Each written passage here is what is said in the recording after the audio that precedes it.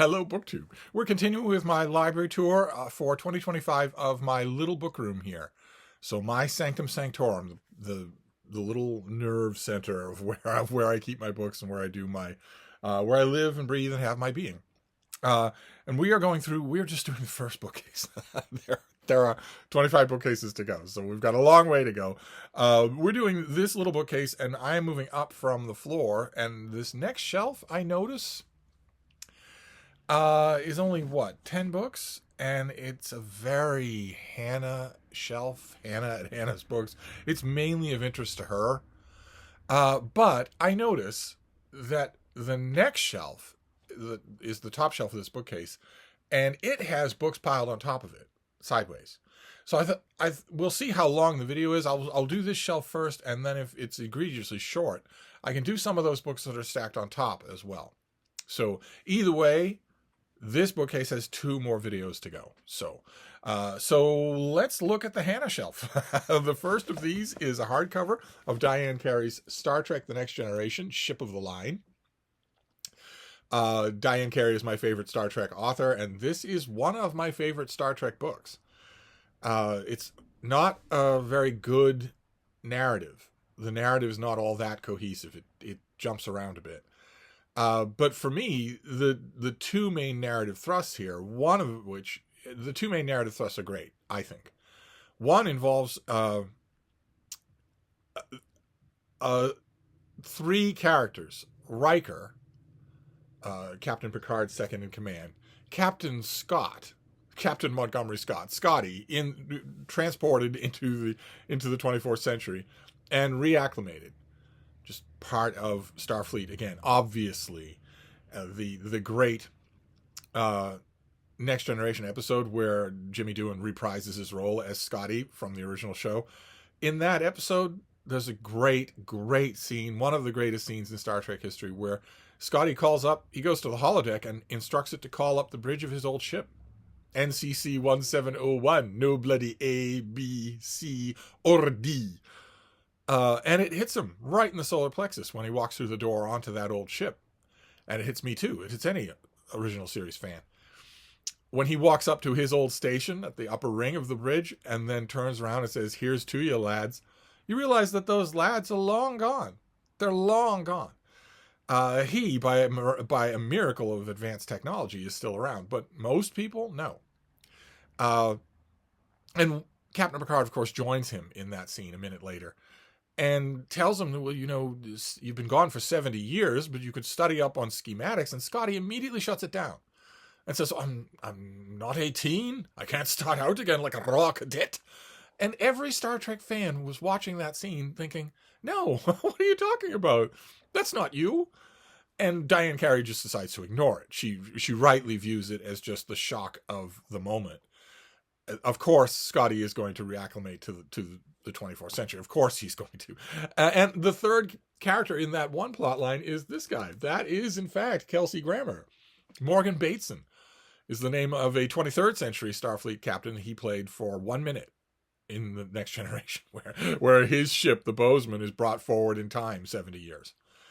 In this book, Morgan Bateson is a major character, and we get to see what life was like on the Bozeman and the catastrophe involved in finding yourself shot forward 70 years in time. Wonderfully, wonderfully done. And Diane Carey also makes her Morgan Bateson sound like not so much Kelsey Grammer as Frasier.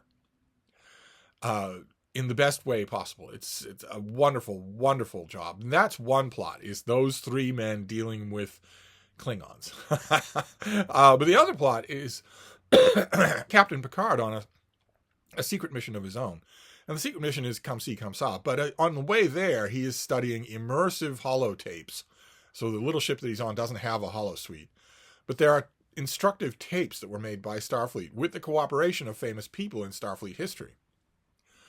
That are interactive. You immerse yourself in the story and learn from these historical figures, which gives Diane Carey a chance to do something that I believe she really wants to do, which is to write her narrative versions of some of the old episodes, the original episodes, that were written up by James Blish, but that deserve each one of them a book of their own. And this the scenes where Picard is suddenly on the bridge during Balance of Terror or whatever, the scenes where he is actually watching a very young Captain Kirk are amazingly good. They are amazingly good.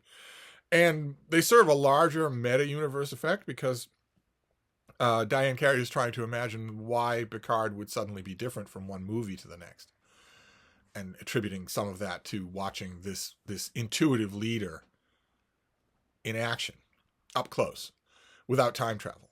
The point being made here, it's made gently, I think affectionately, but still unmissably made, that Picard is not an intuitive leader. That he's an administrator who just kept advancing in his chosen career until he reached captain. Until this book. And it's just wonderful. As a Starfleet adventure, as a Star Trek adventure, it is just wonderful. Then we have Robert E. Howard. So these old Berkeley hardcovers of Robert E. Howard. There's the People of the Black Circle with this artwork. Every time I call this artwork either Frank Frazetta or Boris Vallejo, I am roundly shouted down. It's apparently some other guy. Maybe I did it. Then Hour of the Dragon. Same thing. These lovely hardcover editions that just have the artwork stretching across the front and back. And finally, Red Nails. These Conan editions. I have many different Conan editions. I have the Ballantine trade paperbacks with the original artwork. I have the 1-volume complete Chronicles of Conan. Of course, I have everything as an ebook. And I also have lots and lots of mass market paperbacks. But it's nice to have these three as a set.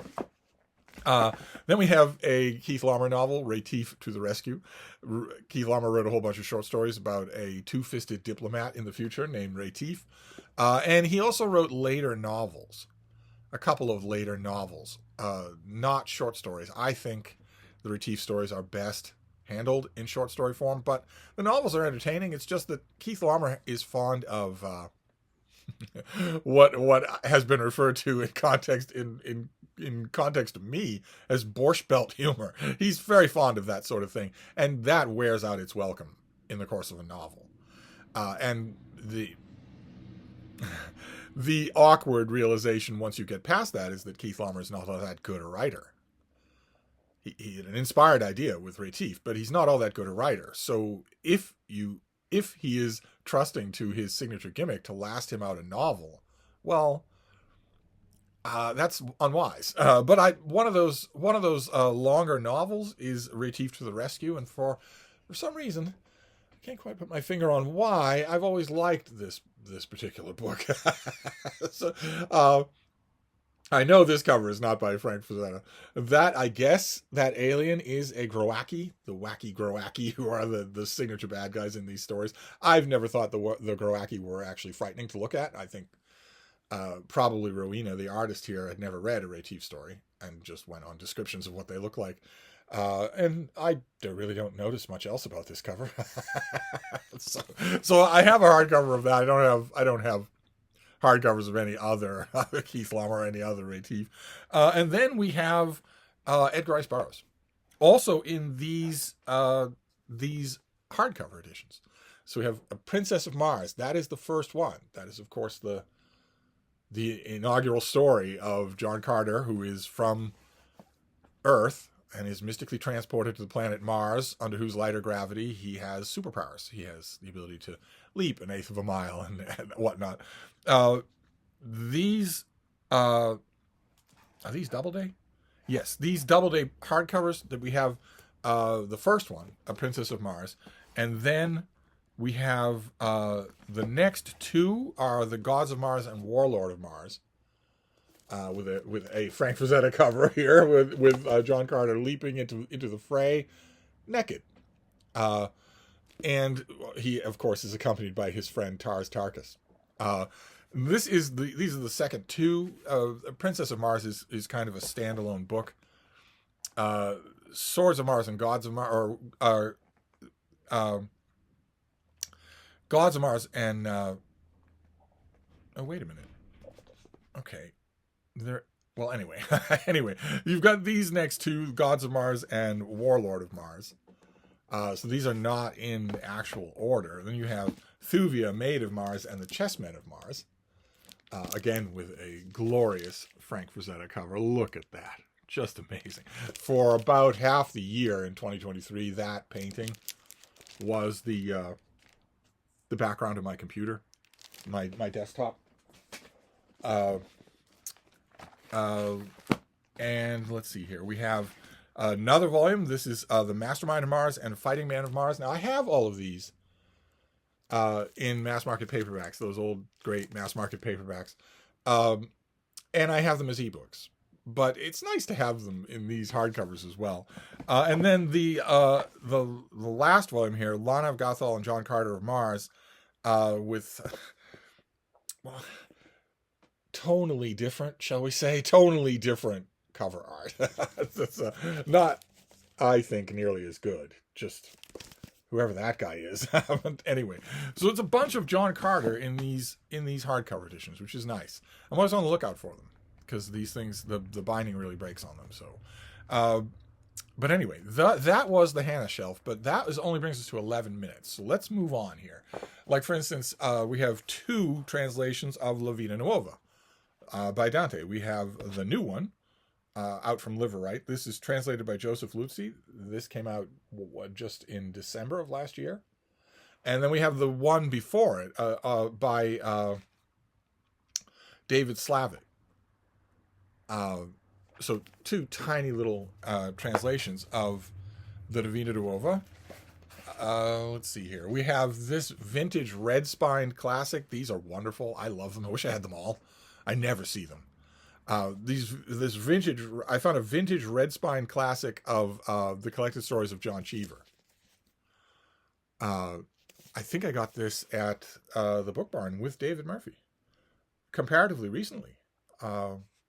Yeah, March of last year. So I have the collected stories of John Cheever. This is absolutely great. If you haven't read John Cheever's short stories, you really should. But I have, this came out in America in an iconic red dust-jacketed hardcover with white letters, the collected stories of John Cheever in white letters. And then it came out as just a fire plug thick mass market red paperback that was even more iconic. That, for a while, for 10 years, that little red mass market John Cheever short story volume was everywhere. It was unavoidable. And I have both of those. But I figured, I love this format and I love this writer as well. Not all of them, but his short stories are amazing. Then we have another vintage red spine. I don't have many of these. I think I have 3. This is Christopher and His Kind by Christopher Isherwood.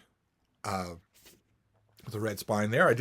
I had a very boring American hardcover of this, but it fell apart on me, so I'm glad that I have this. Then another trade paperback whose format I like. It's the only reason that I have this. Who is this? Century. From the 60s? No, 1987. Century paperbacks. This is A Backward Glance by Edith Wharton. With the artwork that stretches along the front and back, has no other stuff anywhere on it. I love these Century trade paperbacks. I get a lot of them. They in addition to lots of canonical stuff, they also did a huge amount of travel memoirs. I try to snap those up whenever I can, because whoever was in charge of the travel memoirs had excellent taste, an excellent eye. And then finally, the last of these transverse books is a hardcover of Brideshead Revisited, with the iconic fountain on the cover there. I don't know if you can make it out in this lighting, but there's a fountain on the cover with a young man and a young woman standing, talking at the fountain. The fountain is all wrong. It's too tall. It has a lion. It's whoever drew this cover. I don't know that this is going to tell me. Oh, jacket drawing by Lester M. Peterson. Lester M. Peterson was told that there was an incredibly pivotal scene in this book that takes place between 2 young people at an ornate fountain in an English country estate, and he drew that, and more power to him. But he didn't read that scene.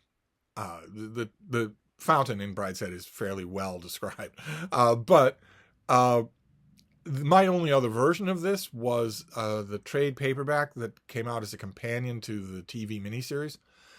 And it's not, I love it, but it's not sturdy enough to take, to put stuff in it or to take a reread. Even this isn't all that sturdy. I really would like to find a nice, durable Brideshead Revisited. Of course, the ideal thing would be if I could find if Penguin Classics would do it, would put it in the Penguin Classic line. That would be great, but that hasn't happened yet. But anyway, there you go. So you see what I mean? There was a bunch of transverse stuff, and now we've taken care of that, plus the Hannah shelf of all this classic science fiction and fantasy. So now we'll move on. The next shelf will be the last one for this bookcase. Then I have to figure out what I'm going to do. I don't know if I want to go completely clockwise around this room, but I'm worried that if I skip something, I'll forget that I did it, and then this whole visual record will be incomplete. We shall see. I will wrap this up for now, and I'll be back. Thank you, BookTube.